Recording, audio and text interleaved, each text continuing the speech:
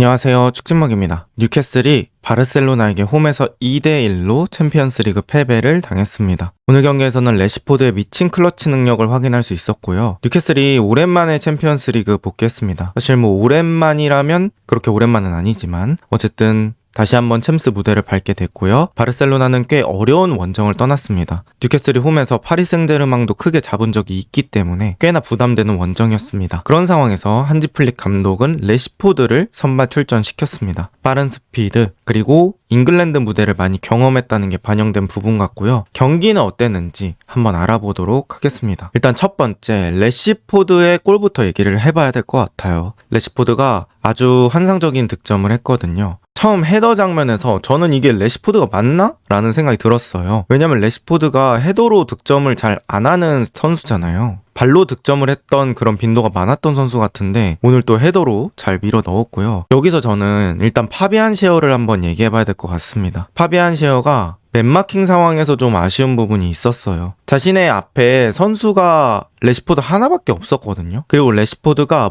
크로스 전에 많이 움직였던 게 아니라 계속해서 그 자리에만 서 있었단 말이죠. 근데 파비안 셰어가 레시포드를 체킹하고 뒷걸음질 치는 모습이 나옵니다.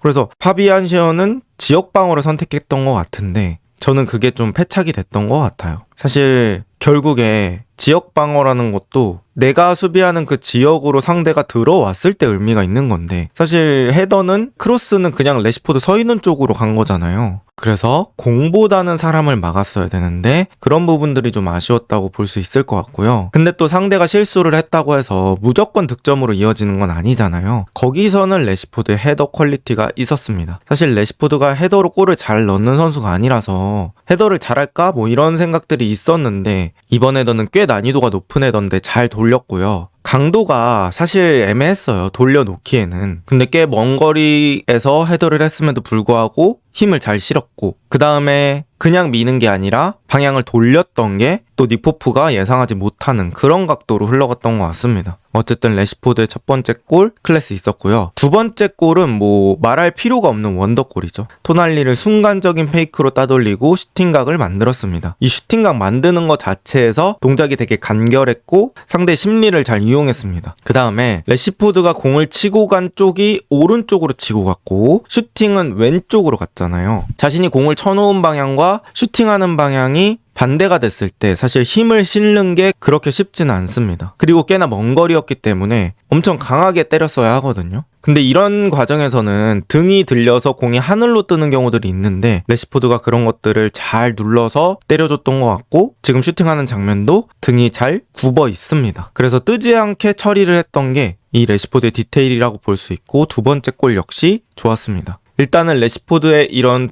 골 과정을 설명하고 그 다음 경기를 설명하는 게 맞을 것 같습니다. 어쨌든 레시포드 오늘 최고의 활약을 보여줬고요. 뉴캐슬의 게임 모델을 한번 말씀드려 볼게요. 뉴캐슬은 오늘 수비 시에는 4-5-1 형태를 유지하면서 두 줄 간격을 형성했습니다. 그런데 저는 뉴캐슬이 다른 팀과 수비 형태가 약간 차이가 있다고 느끼는 건 이 두 줄 간격이 다른 팀에 비해서 좀 넓다고 해야 될까요? 다른 팀은 잔디 한 칸 정도로 바짝 좁혀놓으면서 수비를 들어왔을 때 확실히 신경 쓰겠다 이런 느낌이 있다면 뉴캐슬은 최후방과 중원 사이의 간격이 좀 넓더라도 가운데 쪽에 5명을 투자시키면서 아예 패스 길을 막아보겠다는 의도로 나왔던 것 같거든요. 그리고 이제 수비를 성공하고 나서는 고든, 반스, 엘랑과 같이 발빠른 선수들로 빠른 역습을 생각했던 것 같습니다. 그리고 전환 시에는 기마랑이스, 토날리 이런 선수들이 전환 패스가 상당히 좋기 때문에 중원에서 바로 한 번에 공간 패스를 때리는 그런 것들을 생각해 봤던 것 같고요. 뉴캐슬에게는 빠른 전환 속도가 이번 경기 가장 중요한 포인트가 될 수 있었는데 사실 뉴캐슬이 빠른 전환 과정으로 몇 개 만들긴 했는데 거기서 득점이 나오진 않았습니다. 그리고 바르셀로나가 이니고가 빠지고 난 뒤에는 오프사이드 트랩이 공략당하는 빈도들이 어느 정도 있어서 그 오프사이드 트랩을 공략했을 때는 또 한 번의 기회를 만들 수 있는 자원들을 보유하고 있다 보니까 그런 것들도 노렸었는데 결국에는 성과로 이어지진 않았던 것 같아요. 아이디어는 좋았지만 성과는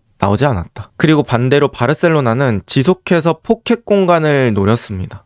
아까 말씀드렸던 것처럼 그 두 줄 사이의 공간을 노리는 건 당연하고 지금처럼 크로스나 코너킥 상황에서 뉴캐슬의 수비진이 뒤로 바짝 당겨져 있을 때 그 4명 사이로 들어가면서 패스를 받아주는 그런 움직임들을 많이 했던 것 같아요. 그래서 뭐 기회 창출이 한두 번 정도 됐으나 결정적인 슈팅은 만들기 어려운 그런 상황들이 이어졌고요. 사실 에디아우가 앞서 나가고 있을 때 좀 이런 승리를 지키려고 하는 그런 운영을 저는 잘한다고 생각을 하거든요. 근데 지금 장면에서도 내려앉았을 때 지키기가 잘 발휘가 됐던 것 같습니다. 그리고 아무래도 전반전이다 보니까 또 선수들이 체력이 남아있어서 수비 간격이 잘 유지되는 느낌이 있었고 슈팅 각을 잘 막아내는 듯한 그런 느낌이 있었습니다. 그리고 이제 후반전에 들어가게 되는데 후반전에 들어갈수록 저는 더용과 페드리의 미친 볼 배급 능력을 더 체감할 수 있었던 것 같아요. 뉴캐슬이 여러분들도 아시겠지만 특히나 홈에서는 압박 강도가 상당히 강합니다. 그리고 뉴캐슬 중원이랑 경합 싸움, 에너지 싸움에서 이길 수 있는 팀이 잘 생각이 나지 않을 정도로 기마랑이스,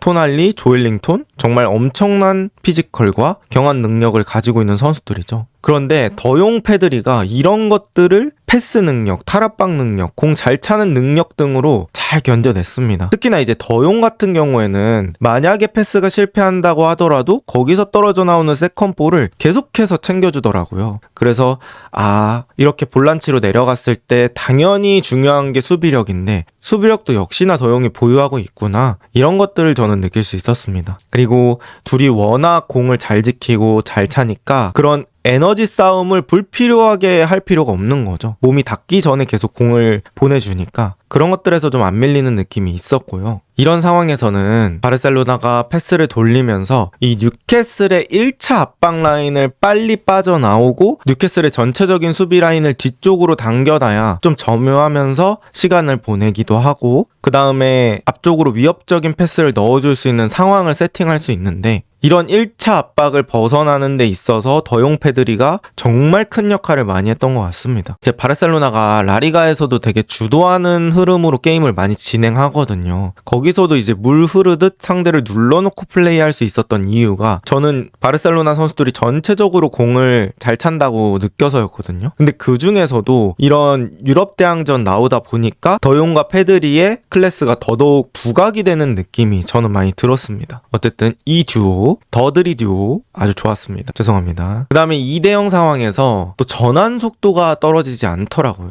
바르셀로나가 지난 시즌 한지 플릭 감독 아래서 좋았던 모습이 뭐였냐면 지공도 잘하고 속공도 곧잘해서 또 속공에서 득점 벌려놓고 지공을 강화하는 그런 상황들이 많이 나왔거든요. 근데 이제 바르셀로나가 이기고 있는 상황에서도 전환 속도가 상당히 빠르더라고요. 근데 뉴캐슬이 사실 공격을 2대0 상황 이후에는 시도한 점들이 많았지만 막 날카롭다, 박스 안에서 엄청 세밀하다 요런 느낌까지는 사실 아니었거든요. 그래서 공격 실패하는 빈도들이 꽤 있었는데 공격 실패하고 바르셀로나가 뭐 거기서 공을 유지하는 게 아니라 계속해서 역습을 시도하다 보니까 뉴캐슬 선수들이 자기 진영으로 스프린트를 하는 빈도가 엄청 늘어났죠. 당연히 거리가 멀어질 테고요. 그렇게 되면은 체력 소모가 계속 늘어나잖아요. 그리고 체력 소모가 늘어난다는 건 공격 상황에서 사용될 체력이 소모되는 거기 때문에 그런 상황에서 오히려 뉴캐슬이 따라잡는데 어려움을 겪지 않았나 싶습니다. 그리고 레반도프스키였다가 이제 후반전에는 페란 토레스를 투입했는데 이 페란 토레스의 빠른 발이 또 그런 것들을 가속화시키는데 큰 역할을 하지 않았나 싶고요. 여기서 이제 레시포드가 하피냐 쪽으로 한 번에 전환을 때려주는 그런 킥들, 그리고 본인이 오프더블 움직임을 가져가는 것들, 이런 것들 보면은 확실히 레시포드도 엄청나게 빠른 선수다. 그리고 이런 역습 때는 쓸모가 있는 선수다. 이런 것들을 느꼈습니다. 그리고 저는 이삭의 부재가 조금은 느껴졌던 경기 같아요. 그러니까 오늘 선발 라인업이 전형적인 스트라이커가 있는 라인업은 아니잖아요. 고든, 반스, 엘랑가 이렇게 나왔는데 약간 선발을 스피드 느낌으로 가져갔던 그런 느낌이 있죠. 그리고 후반전에 전혀 다른 유형의 볼테마데를 투입했는데 이게 공존이 안 된다는 게 조금 아쉬웠던 것 같아요. 사실 만약에 이삭이 있었다면 뭐 스피드 컨셉 그리고 볼테마데가 좀 연계가 되고 그러다 보니까 그런 것들을 나눠서 경기를 치를 필요가 없거든요. 왜냐하면 이삭은 속공과 지공이 다 되니까 그냥 이삭이란 선수를 선발 출전시켜 놓으면 경기장 안에서 컨셉을 때에 따라 바꿔도 쉽게 바꿀 수 있단 말이죠. 근데 이제 이삭이 없었던 게 그런 부분에서 조금 아쉬움을 불러일으켰던 것 같고요. 이제 게임의 성향을 바꾸려면 선수를 교체 투입해야 된다는 게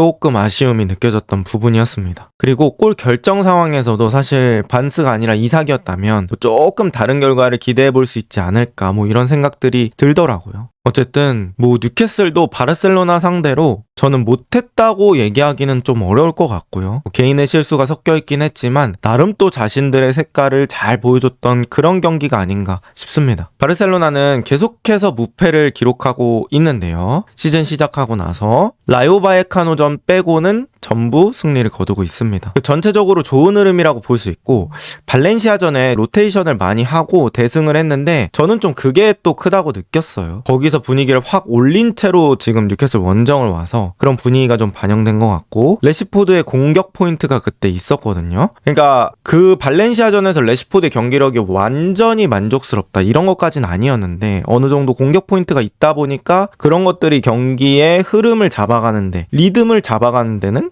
큰 도움이 되지 않았나 싶습니다. 그리고 라요 바예카노전 이후에 바르셀로나가 지금 야말이 부상으로 나오지 못하고 있는데요. 야말 부재 이후 그래도 2연승을 하고 있다는 건 큰 부분이라고 볼 수 있겠습니다. 여러분은 이 경기 어떻게 보셨나요? 이번 영상은 여기까지입니다. 좋은 하루 보내세요.